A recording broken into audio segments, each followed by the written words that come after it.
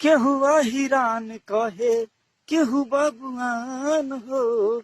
अजातिवाद बनल जहर के दुकान बा।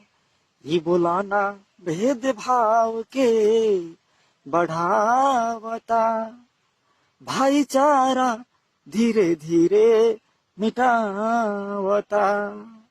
वैसे न दूरी आपस में बढ़ावा, गाँव शहर के नफरत से बचाव।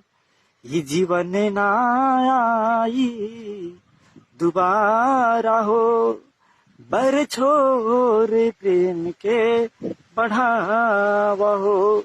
हाँ केहू चमरान कहे केहू मलहान हो, केहू पसवान केहू कहे सौवान हो। ई बुलाना खोपरी में के जत पद के कीड़ा घुसावता, दुग भाई के कसाई बनावता।